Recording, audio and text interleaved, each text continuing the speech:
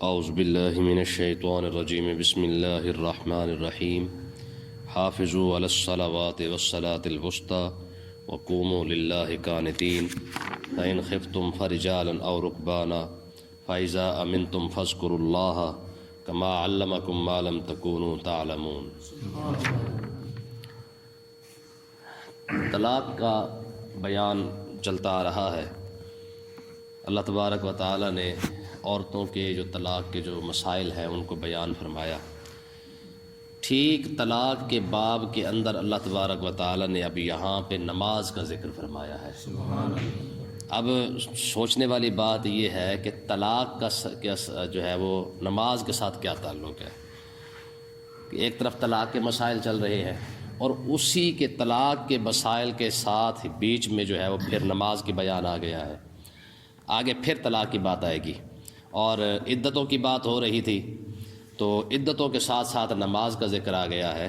وجہ یہ ہے کہ یاد رکھیں ان طلاق کے مسائل میں نماز کا ذکر کرنے کو اس لیے بیان کیا گیا ہے کہ ایسا نہ ہو کہ تم حقوق العباد کی وجہ سے پریشان ہو کر حقوق اللہ نہ چھوڑ دو۔ یعنی اللہ تعالیٰ نے اس لیے طلاق کے مسئلے کو یہاں پہ طلاق کے بعد نماز کے مسئلے کو بیان کیا ہے کہ جب طلاق ہو جاتی ہے تو گھر اجڑ جاتے ہیں، پریشانیاں بڑھ جاتی ہیں، حد سے زیادہ پریشانیاں ظاہر دونوں طرف سے آتی ہیں، چاہے وہ لڑکی والے ہوں یا لڑکے والے ہوں، کیونکہ طلاق کی وجہ سے ایک دو شخص تو آپس میں جدا نہیں ہوتے بلکہ دو خاندانوں کا تعلق جو ہے وہ کمزور ہو جاتا ہے۔ تو فرمایا کہ کیونکہ اتنا بڑا بگاڑ ہے تو ایسا نہ ہو کہ پریشانیوں کی وجہ سے یہ سارا کچھ چھوڑ کے بیٹھ جائے، تو ساتھ ہی اللہ تبارک و تعالیٰ نے یہ دونوں کو، چاہے لڑکی والے ہیں یا لڑکے والے ہیں، دونوں میاں بیوی جب جدا ہو گئے ہیں تو فرمایا کہ اب اگر گھر ٹوٹ گیا ہے تو بے یقین ہونے کی ضرورت نہیں ہے، بے سہارا بننے کی ضرورت نہیں ہے۔ تم دونوں کی اگر نہیں نبھا ہو سکا تو اب بھی تمہارے رب کا در کھلا ہے، تم دونوں عبادت کرنا شروع کر دو، اللہ تعالیٰ تم لوگوں کا اسباب پیدا فرما دے گا۔ ٹھیک ہے نا جی؟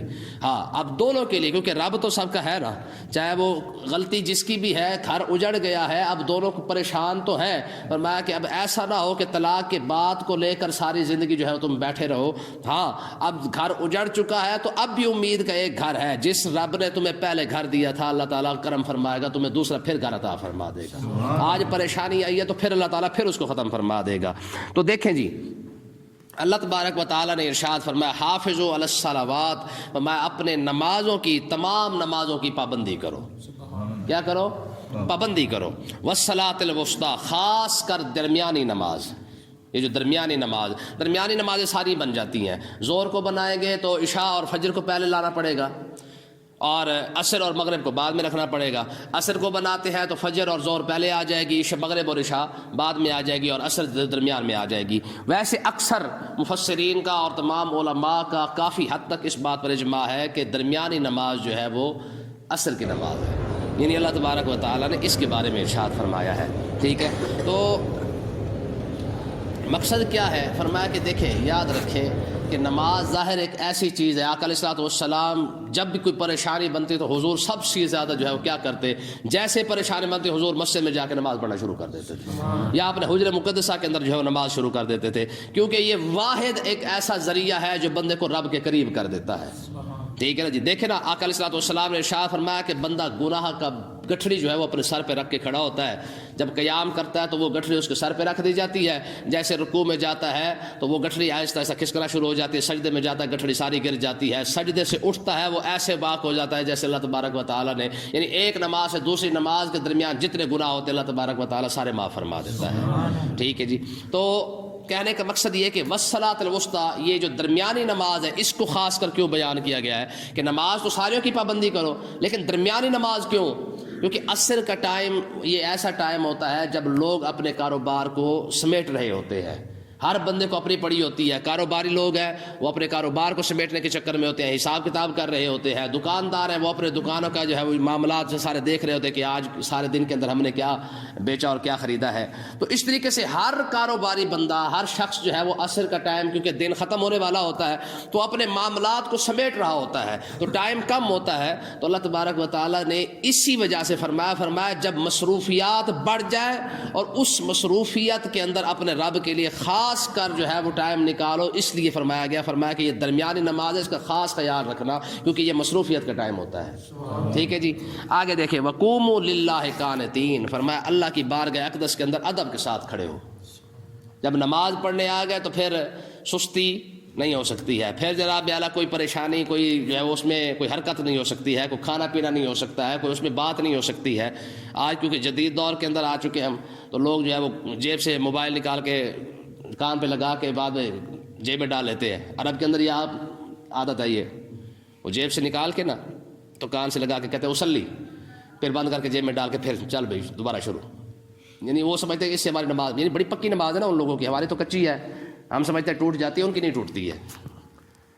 تو کئی لوگ جو ہے وہ یہاں پہ بھی ہمارے ہاں ہوتا ہے کہ جیب سے موبائل نکال کے نمبر دیکھ کے نا، اچھا خاص کوئی نہیں تو پھر جیب میں ڈال لیتے ہیں، اگر خاص ہو تو کیا پتہ اٹھا ہی لے، لیکن غیر خاص ہوتا ہے تو اس لیے وہ جیب میں دوبارہ ڈال لیتے ہیں، تو بھائی اس سے نماز ٹوٹ جاتی ہے۔ تو اللہ تبارک و تعالیٰ نے ارشاد فرمایا جب رب کی بارگاہ اقدس میں کھڑا ہونا تو پھر ادب کے ساتھ کھڑے ہو۔ سیدنا امام زین العابدین رضی اللہ تعالیٰ عنہ، ٹھیک ہے، آپ جب وضو کرتے نا تو آپ کا رنگ جو ہے وہ متغیر ہو جایا کرتا تھا، ٹھیک ہے جی، چہرے پر جو ہے پریشانی کے آثار بن جاتے۔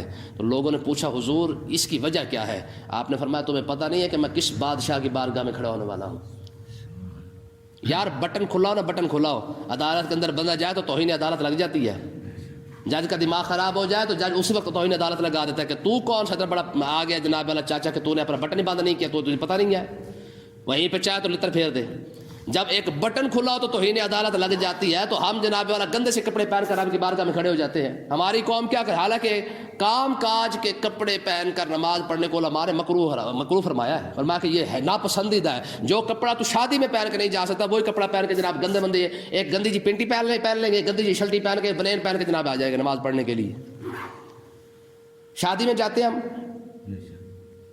ٹھیک ہے جی، خاص کر یہ جو ٹوپیاں ہمارے پاس ہیں، جب ہم آتے ہیں تو اس کو اٹھا لیتے ہیں، جب ہم جاتے ہیں تو ایسے پھینک کے جاتے ہیں۔ یہی ٹوپیاں کیا ہم شادی میں پہن کے جائیں گے؟ یہی ٹوپی ہم بازار میں پہن کے جائیں گے؟ یہی ٹوپی ہم اپنے گھر میں پہن کے جائیں گے؟ نہیں جاتے۔ تو جو چیز یار بندے کے سامنے لے کے جانے کے قابل نہیں ہے تو ہم اس کو رب کی بارگاہ اقدس میں لے کے کھڑے ہوئے ہیں، تو ہم نے نماز کی کتنی قدر کی ہے۔ صبح اٹھیں گے بس وہ ہلکا سا منہ دھو کے جناب اللہ ہماری جناب اللہ، پورے کپڑے بھی کئی بار ایسا دیکھا جاتا ہے پورے کپڑے لوگوں کے نہیں ہوتے ہیں، ٹھیک ہے جی، سلوار مبارک اور ہوتی ہے، قمیض مبارک کو چھوڑے، اب تو خالی سی اوپر سے وہ چھوٹی سی شرٹی پہن کے آ جاتے ہیں اور اس سے جب چل ٹھیک ہے 2 رکعتیں ہی تو پڑھنی ہے۔ یار ہر جگہ پہ ہم نے جناب بوٹڈ شوٹڈ بن کے جاتے ہیں، واحد رب کا گھر ہی ہے، واحد رب کی بارگاہ جہاں جیسے منہ اٹھائے جا کے آگے کھڑے ہو گئے، ٹھیک ہے۔ تو اس لیے یاد رکھے وقوموا للہ قانتین، فرمایا رب کی بارگاہ میں کھڑا ہونا ہے نا تو پھر ادب کے ساتھ کھڑے۔ تو ادب کا تقاضا یہ تھا کہ اگر لوگوں کے سامنے اچھے کپڑے پہن کے گیا تھا تو رب کی بارگاہ میں کم سے کم اچھے کپڑے تو پہن کے آتا، ٹھیک ہے جی۔ لوگوں کے پاس جاتے ہوئے جناب جب بارات جاتی ہے تو جناب دولہا کیا کرتا ہے، ایک سہرا پہن کے جاتا ہے باقاعدہ، کیوں؟ تاکہ اچھے سے اچھا لگ سکے۔ تو اپنی شادی کے لیے تو اچھا بننے کے لیے تو نے سہرا بنا لیا تھا، تو نے جناب والا ٹوپی بھی اوپر سے بنائی مول خرید کے لایا ہے، جب رب کی بارگاہ میں آنا تھا تیرے پاس ایک چھوٹی سی رومال بھی نہیں تھا، کتنی بڑی بات ہے۔ تو اللہ تعالی ہمیں نماز کا ادب کرنے کی توفیق عطا فرمائے۔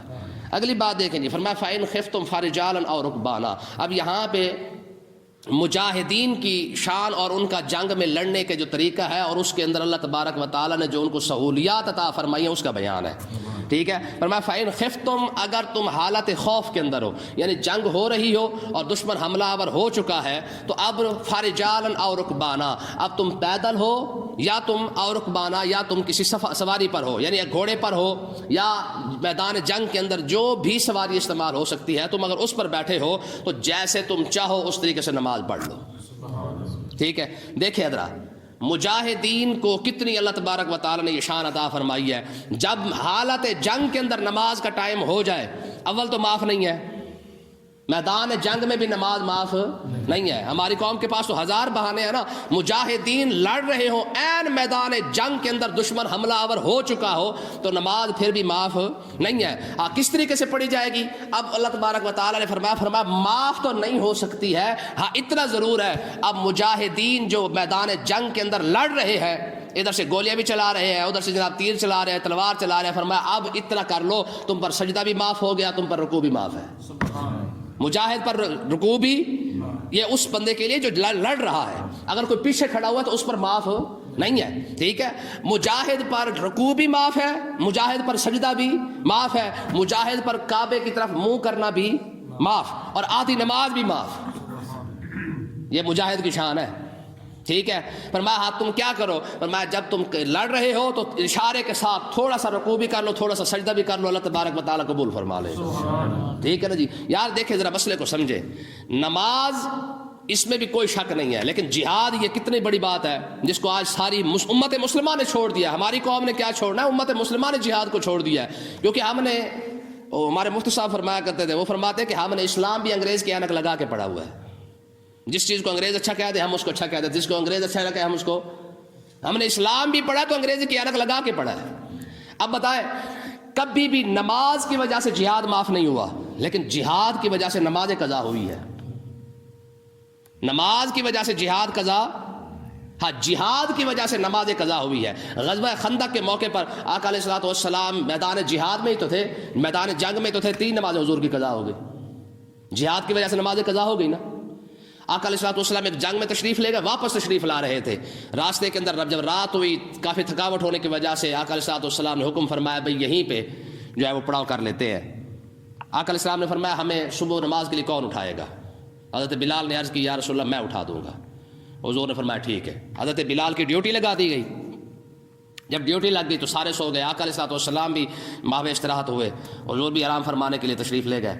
تو ہوا یہ کہ حضرت بلال ساری رات تو بیٹھے رہے. جب آخری ٹائم آیا نا، وہ ہوا ہی ایسی چلی، حضرت بلال ٹیک لگا کے بیٹھے، ان کو بھی نیند آ گئی. ٹھیک ہے. جب سورج چڑھ آیا، فل اوپر آ گیا، تو آقا علیہ الصلوۃ والسلام سب سے پہلے بیدار ہوئے. تو حضور نے جب دیکھا کہ نماز تو قضا ہو گئی ہے تو آپ نے اللہ اکبر کا افسوس کیا. تو حضرت عمر رضی اللہ تعالیٰ عنہ نے آقا علیہ السلام کی آواز سن کر وہ بھی کھڑے ہو گئے.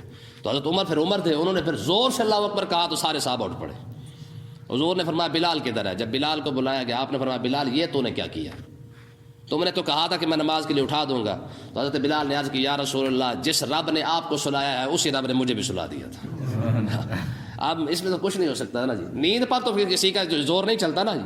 ہماری قوم کہتی جی فلاں لیٹ ہو گیا، بلا جانے آنکھ نہیں کھلی ہونی. نیند پر کسی کا زور نہیں ہے، یہ ایسی چیز ہے جو رب کی طرف سے ہے. تو حضرت بلال نے عرض کی یا رسول اللہ جس رب نے آپ کو سلایا تھا اس رب نے مجھے بھی سلا دیا ہے. آقا علیہ السلام نے فرمایا ٹھیک ہے یہاں سے اپنا کوچ کرو. تھوڑا تو آگے جا کر پھر آقا علیہ الصلوۃ والسلام نے نماز جو ہے وہ قضا ادا کی، فجر کی نماز. تو کہنے کا مقصد یہ ہے کہ جہاد کس چیز کا نام ہے جس کو آج امت مسلمہ نے، انگریز نے دہشت گرد کہا، دہشت گردی کہا ہے، تو آج امت مسلمہ نے بھی اسی جہاد کو دہشت گردی بنا دیا ہے. ہمارا ہی بچہ کھڑا ہو کے کہتا نہیں یہ تو دہشت گردی ہے. کلمہ پڑھنے والا اپنے ہی جہاد کو دہشت گردی کہہ رہا ہے، حالانکہ یہ وہ چیز ہے، یہ وہ عظمت والا. آقا علیہ الصلوۃ والسلام نے ارشاد فرمایا کہ جنت کا جو راستہ ہے وہ جہاد سے ہو کر جاتا ہے. جنت کا راستہ، ایک صحابی رسول کھجوریں کھا رہے ہیں میدان جنگ کے اندر. عرض کی یا رسول اللہ جنت کتنا دور ہے؟ حضور نے فرمایا تیرے اور جنت کے درمیان یہ کھجوریں ہی ہیں. تیرے اور میں جنت اسی میدان جہاد کے اندر ہے. تو پھر اس نے کہا یا رسول اللہ اس کا مطلب یہ ہے پھر یہ کھجوریں ہی میرے آڑے آ رہی ہے نا. وہ جو مٹھ بھری ہوئی تھی نا انہوں نے کھجور کی، وہ پھینکی اور تلوار لے کے جب میدان جنگ میں گئے وہیں شہید ہو گئے. سمجھ آئی کہ نہیں آئی ہے؟ تو اس لیے یاد رکھے بڑے بڑے صحابی رسول ہیں. ٹھیک ہے جی. ایک صحابی میدان احد کے اندر شہید ہوئے، آخری لمحات تھے ان کے. جب آخری لمحات تھے غالباً حضرت عبداللہ بن مسعود ان کے پاس گئے، کہا جی سناؤ کیسی طبیعت ہے؟ آقا علیہ الصلوۃ والسلام پوچھ رہے ہیں. تو انہوں نے جو جواب دیا نا آخری لمحات کے اندر، انہوں نے کہا عبداللہ آقا علیہ السلام کو میرا سلام بھی عرض کر دینا اور امت کو یہ کہہ دینا، میری طرف سے پیغام بھی دے دینا، اگر تمہارے جیتے جی ہمارے نبی کو کچھ ہو گیا تو خدا کی قسم تم رب کو کوئی جواب نہیں دے سکو گے. رب پوچھے گا ضرور تم بھی زندہ تھے اور میرے نبی کو تکلیف کیوں آئی ہے. پھر انہوں نے ایک اور بات کی، انہوں نے کہا خدا کی قسم آقا علیہ السلام کی بارگاہ میں یہ عرض کرنا کہ یا رسول اللہ جو آپ نے جنت کا وعدہ کیا تھا میں اسی پہاڑ کے دامن سے جنت کی خوشبو کو سونگھ رہا ہوں. الجنت تحت ظلال السیوف، یہ میرے نبی کا فرمان ہے. فرمایا جنت کو کیا ہے؟ وہ تو تلواروں کے سائے کے اندر ہے. اب جو چیز ان مسلمانوں کی عظمت کا نشان تھی، مسلمانوں نے اسی چیز کو جناب ایک سوچی سازی جو ہے وہ سمجھی ایک سازش کے تحت جو ہے اس کو دہشت گردی کہا، تو انہوں نے دہشت گردی مسلمانوں نے کہنا شروع کر دیا ہے. تو اللہ تبارک و تعالیٰ نے ارشاد فرمایا کہ یہ مجاہدین کی شان ہے. میدان جہاد کے اندر ہے تو میدان جہاد میں مجاہدین کو سجدہ بھی معاف ہو گیا، رکوع بھی معاف ہو گیا. ٹھیک ہے جی. کعبے کی طرف منہ کرنا بھی معاف ہو گیا. فرمایا اشارے کے ساتھ نماز پڑھ دو اللہ تعالیٰ قبول فرما لے گا. ٹھیک ہے جی. ہاں فیضا امن تم، جب تم امن کے اندر آ جاؤ، فذکر اللہ، جب یعنی حالت امن ہو تو پھر فذکر اللہ، پھر اللہ کو یاد کرو، کما علمکم، ایسے یاد کرو جیسے رب نے سکھایا ہے. ما لم تکونوا تعلمون، اس سے پہلے تم تو نہیں جانتے تھے. اب مجھے بتائیں رب نے کیسے سکھایا ہے؟ سارا کچھ تو رسول اللہ نے سکھایا ہے. تو اس کا مطلب یہ ہے کہ آقا علیہ السلام کا سکھانا ہی تو اللہ کا سکھانا ہے.